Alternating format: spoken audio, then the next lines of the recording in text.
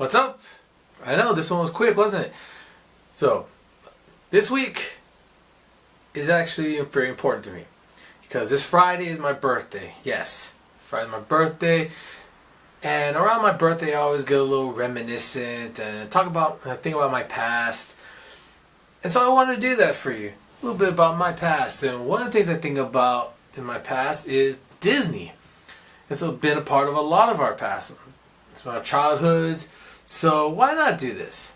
So I decided to do my top 10 animated Disney movies. Yes, no live action on this one. Maybe sometime down the road I'll do the top 10 live action Disney movies. So therefore Who Framed Roger Rabbit is out because it is mostly live action. So but yeah. And some of you may be asking, are you going to put Pixar in this?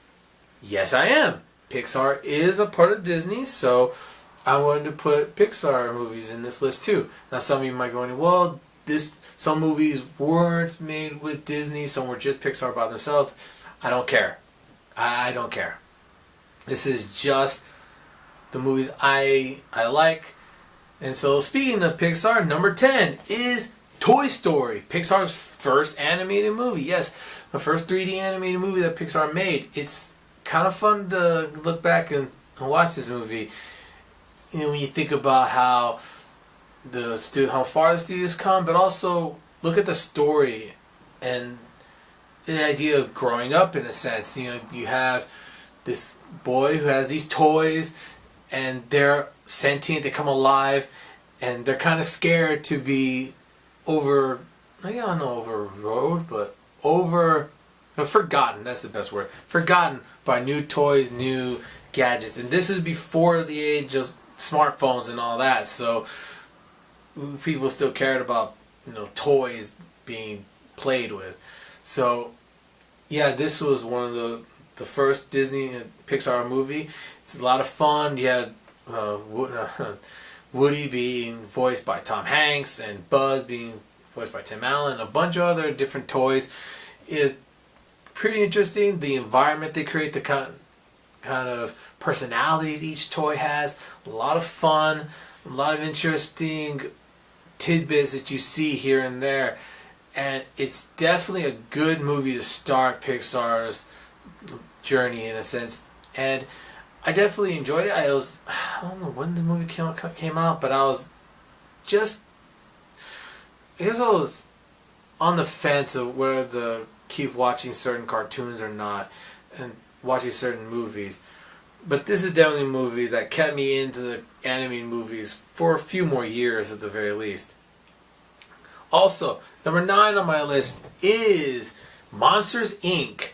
I like this movie. It's a movie I enjoy watching with my brothers, to be honest. It's just one of those movies that you watch. It's best to watch with family or friends that could really enjoy the kind of humor and way that, especially Mike and Sully, they have a kind of chemistry about them that if you have friends like that or family that you're like this with, it's pretty cool to watch. And not to mention some of the jokes are really funny, and I really like the after credits. Not the after credits, the credit scene, the blooper reel, because you don't really see that sort of thing in a lot of movies, and it's kind of cool to see how these blooper reels are shown, especially in an animated movie. You wouldn't think they would have that, but it was pretty cool. It made it seem like these monsters are actual actors. So it was a nice touch. I really liked it, and it was fun to watch. Especially some of the more slower moments were cool, especially when you consider how monsters in this movie view humans the way humans would view monsters.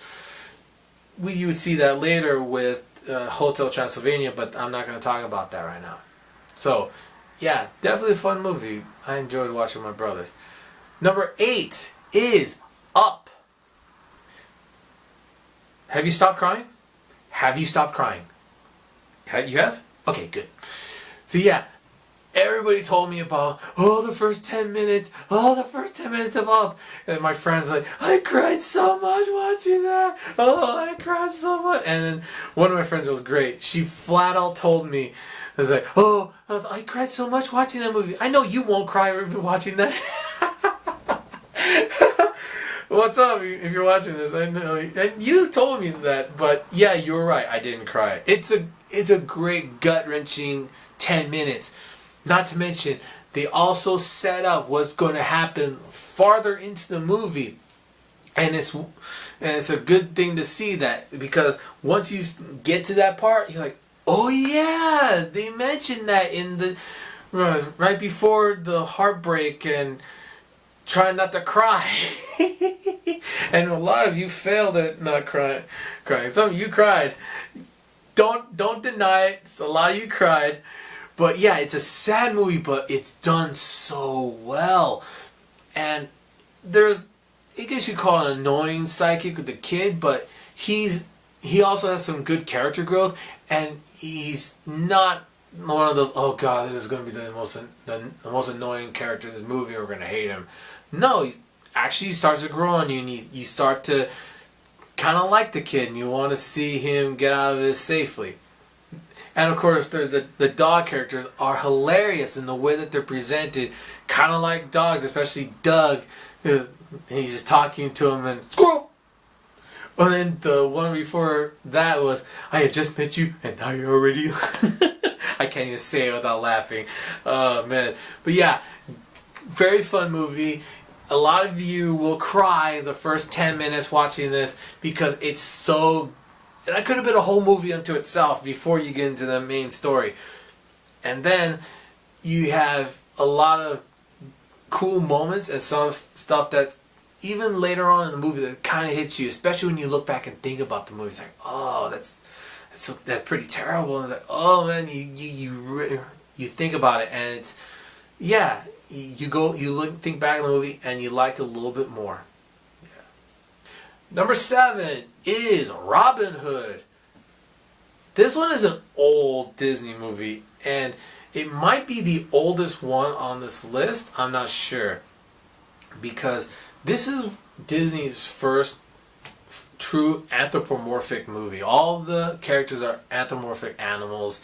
It's something that they had the animal characters talk, but they wouldn't be acting like human beings, running on 2 legs or doing the things that we humans would do.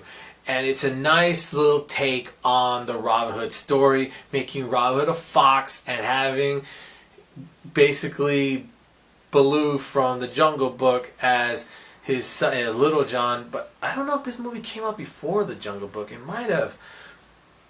I'm not perfect with the timelines, but it's a cool movie. I liked it a lot when I was a kid. It's a fun movie, and the last act is it's an action movie / breakout movie, and it's a fun ending to that movie, and I really enjoyed it. It's kind of dropped a little bit in my popularity because there have been other movies that I watched after it that just kept supplanting it as from the top spot. So yeah, it's a fun movie. Check it out. Definitely one of Disney's older movies, but it's still a fun movie to watch. Number 6 is Nightmare Before Christmas. Now this is a fun movie to watch. You can watch it at Halloween time or Christmas time. Tim Burton does a great job with this movie. Jack Skellington is a very cool character to watch, and to see him struggle, like there's got to be something more in the world. And a lot of people can kind of relate to that, especially if you grew up in a small town like I did. You kind of think, oh, there's more to what I know. There's got to be more to this. So you want to explore. And so you see him doing that sort of thing. The songs are really good. Danny Elfman does a great job with the music, and they're so catchy. I particularly like the Oogie Boogie Man song. My pop and I would all like that song quite a bit. I also like This Is Halloween and Kidnapping Mr. Santa Claus. It's such a cool song that Korn did a version of it, and it's still still one of those songs like, yeah, man, that's pretty cool. That's a cool job you did on that one, Korn. I like it. And the story, like I said, it's fun to watch. Trying to see these characters who only know this type of world of Halloween, trying to expand their view of it with Christmas and kind of screwing it up. So, yeah, it's pretty cool to watch. Oogie Boogie Man, you know, he may not be the most memorable villain, but he definitely has a cool song, and the animation is pretty cool. Yeah, I like this movie, and it was a toss-up between this and one other movie. Which one would be 6 and which one would be 5? It's kind of a toss-up, but I had to put one above the other, and this one just a little bit lower to number 6. What was number 5? What's the other movies on my top 10 list? That's for next time. So, what is your favorite Pixar movie? Separate from Disney. So, the Disney movies and the Pixar movies I'm going to separate them for now. What is your favorite Pixar movie? I'm going to tell you my favorite Pixar in the top 5. So, until then, later.